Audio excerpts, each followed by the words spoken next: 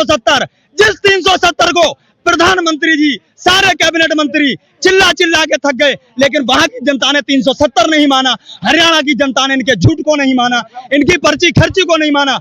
हरियाणा की जनता ने राज्यपाल सत्यपाल मलिक, विनेश फोगाट, साक्षी मलिक और बजरंग पुनिया के अपमान का बदला इनके गाल पर थप्पड़ जड़ के लिया है, गाल पर थप्पड़ जड़ के लिया है। क्या लग रहा है हरियाणा में किसकी सरकार बनी? पत्रकार महादेव, आपके चैनल के माध्यम से कहना चाहता हूं मैं, बहुपूर्ण बहुमत से बीजेपी सरकार आने वाली है हरियाणा सरकार पे, क्योंकि हरियाणा की जनता को पता है कौन किसके पक्ष में जाने वाला है। क्योंकि हरियाणा जनता कोई मूर्ख नहीं है, वो लालच में नहीं आने वाले हैं। आम आदमी पार्टी को, कांग्रेस के जो वादा कर रहे हैं ना, या फिर ये 300 यूनिट दे देंगे, वहां इतने सक्षम है हरियाणा के लोग, क्या उनको जरूरत फ्री की जरूरत नहीं है।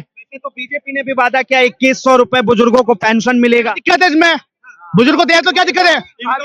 हाल तो आप कांग्रेस ने भी वही काम। ना सुन लो हरियाणा की जनता बहुत समझदार है और बार बार धन्यवाद देता हूं मैं, बार बार धन्यवाद देता हूं J&K जम्मू कश्मीर की जनता का, जिन्होंने धारा 370 जिस 370 को प्रधानमंत्री जी सारे कैबिनेट मंत्री चिल्ला चिल्ला के थक गए, लेकिन वहां की जनता ने 370 नहीं माना। हरियाणा की जनता ने इनके झूठ को नहीं माना, इनकी पर्ची खर्ची को नहीं माना। हरियाणा की जनता ने राज्यपाल सत्यपाल मलिक, विनेश फोगाट, साक्षी मलिक और बजरंग पुनिया के अपमान का बदला इनके गाल पर थप्पड़ जड़ के लिया है, गाल पर थप्पड़ जड़ के लिया है। ये एग्जिट पोल साहब कह रहे हैं किसानों का मुद्दा और पहलवानों का मुद्दा भारतीय जनता पार्टी के ऊपर भारे कुछ नहीं पड़ा है, ठीक है ना, भारे कुछ नहीं पड़ा है। आने वाले इलेक्शन में जल्द दिख जाएगा आपको। पोल का रिपोर्ट बता रहा है कि कांग्रेस को 70 सीट मिल सकते हैं।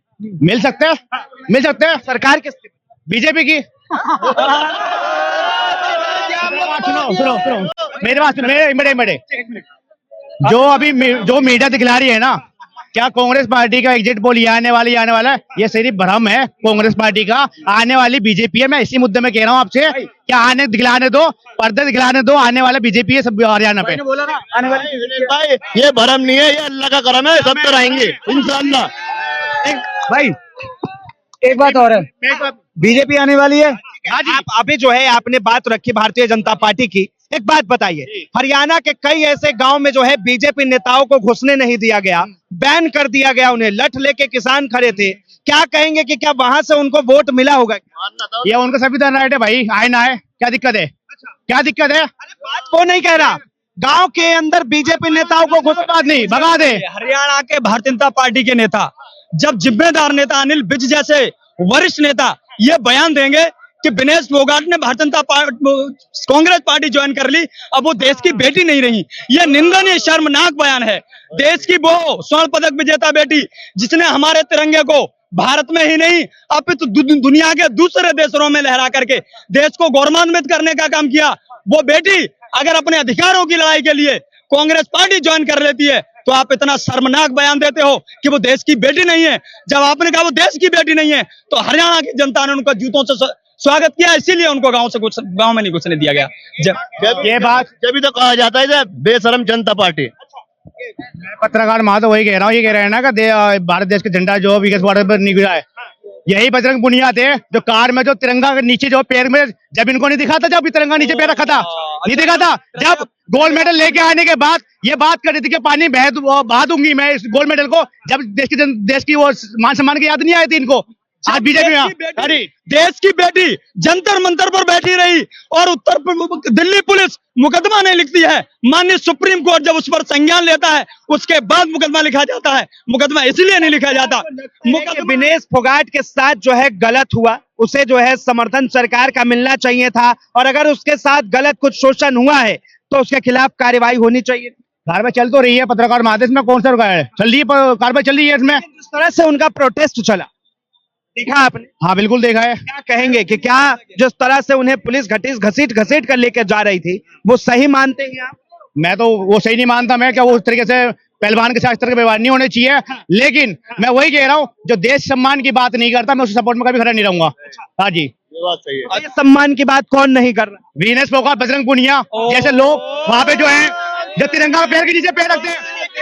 मेरे बात सुन लो भाई, मेरी बात सुन ले ना ना क्या कह रहे देश को अभी विश्व की सबसे बड़े चैंपियन को सेमीफाइनल तक रोकने का काम किया इन्होंने देश का। कहते क्या अभी ये आप आरोप लगा रहे हैं, आप सही आरोप लगा रहे इसके गद्दार बता रहे विनेश फोगाट को। तो गद्दार नहीं बता रहा मैं गद्दार नहीं बता रहा हूँ मैं जो मेरी बात सुनो जो देश की सम्मान नहीं करता मैं उस आदमी कभी खड़ा नहीं हूँ जो तिरंगा सम्मान विनेश फोगाट और बजरंग पूनिया ने सपोर्ट में खड़ा नहीं हूँ मैं तिरंगा नीचे वो जो कार में तो तिरंगा नीचे रखा हुआ था जब सम्मान नहीं आई थी क्यों तिरंगा का नहीं पता मैं खड़ा ही नहीं है इसको राष्ट्रीय सुनो बात सुनो जिंदाबाद हरियाणा सरकार जिंदाबाद खत्म बात। अच्छा एक बात बताइए, एक मिनट इधर आइए, एक मिनट इधर आइए। अभी जिस तरह से इनके बयान आए साफ तौर पे कह रहे हैं कि बजरंग पूनिया ने जो है देश का अपमान किया, तिरंगे का अपमान किया। ये इन्होंने बोली कि दिनेश फोगाट जो है मैंने देखा है आपने ऐसे क्यों बोला कि दिनेश फोगाट जो है वो जा रहे हैं उनका कोई कॉम्प्रोमाइज नहीं हो रहा तो चले जा रहे हैं पैरों के नीचे।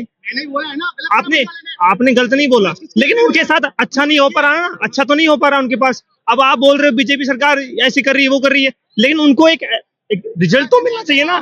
दिस रिजल्ट तो मिलना चाहिए, this not dedicate for you. इसलिए मैं बोल रहा हूँ कि जो भी चीजें हैं उनको किया जाए, कॉम्प्रोमाइज किया जाए लेकिन कॉम्प्रोमाइज से भी नहीं हो पा रही है। हरियाणा में किस किस सरकार बनते दीपेंद्र हुड्डा जिंदाबाद, दीपेंद्र हुड्डा जिंदाबाद, ओनली दीपेंद्र हुड्डा। दीपेंद्र हुड्डा कह रहे हैं। देखिए अंदर पूरी नफरत फैलाई कि ये तुम चले जाओ वो बाबर आगे ही आगे कि इसको निकाल देंगे। मैं उस पर 4 लाइनें बात पढ़ के अपनी बात खत्म करूंगा कि नफरतों का लिए त्रिपाल चले जाओ तुम और फिरकी छोड़ो इसी साल चले जाओ तुम। हमको लाहौर और कराची से भला क्या मतलब, अरे तुम्हें जाना है तो नेपाल चले जाओ तुम्हें जाना है तो नेपाल चले जाओ।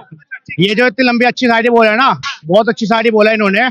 इनका जवाब देने जा 370 में इनको पेट में दर्द हो जाता जब इंडिया का झंडा नहीं लड़ता वहां पे जम्मू कश्मीर पे। अभी क्या ये कहीं नहीं है जम्मू कश्मीर। आज जम्मू कश्मीर में जो विकास तेजी से हो रहा है इनको वो नहीं दिख रहा है, इनको वो दिख नहीं रहा है। राहुल गांधी ने कहा है कि हमारी सरकार आएगी तो जम्मू कश्मीर को पूर्ण राज्य का दर्जा दिया जाएगा।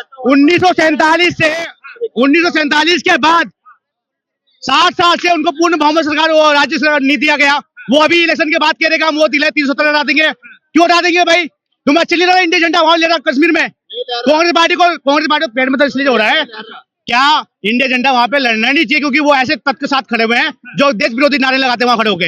हाँ जी मेरे साथ रात में चलोगे, झंडा दिखा दो तुम मेरे साथ रात ही चलो, रात में झंडा दिखा दो लहरता हुआ। आप सोशल मीडिया नाम सुना है? सोशल मीडिया का जो राहुल गांधी ने पद यात्रा कराया ना पत्रकार वहां से, जो राहुल गांधी ने पद यात्रा कराया ना वहाँ पे जो प्यार की मोहब्बत बांट रहे थे, लास्ट एंड वहीं पे खत्म हुआ तिरंगा के ऊपर ही। हाँ जी तिरंगा के ऊपर ही खत्म हुआ उनका राहुल गांधी जी का। इनको पता ही नहीं है, ये कभी कहीं नहीं है वहाँ पे।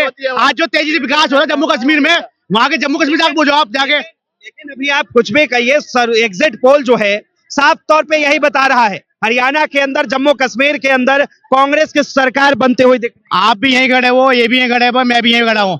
8 तारीख के बाद आप यहीं मिलो, मैं भी यहीं मिलूंगा और जीतेगी बीजेपी। धन्यवाद तमाम जानकारी के लिए। तो साफ तौर पे आपने आम जनता की राय सुनी, आम जनता को सुना। इस चीज को लेकर आप क्या सोचते हैं अपनी प्रतिक्रिया जरूर दें। जिस तरह एक तरफ भारतीय जनता पार्टी तो दूसरे तरफ कांग्रेस, अब लगातार एग्जिट पोल जिस तरह से आ रहे हैं नतीजा साफ तौर पर कांग्रेस के हक में आ रहा है। बहरहाल अब कांग्रेस सरकार बनाएगी या फिर सत्ता से बाहर चली जाएगी, इस चीज को लेकर जो है 8 तारीख को पता चलेगा। फिलहाल के लिए इतना ही। ऐसे तमाम खबरों के लिए देखते रहे DS4 न्यूज।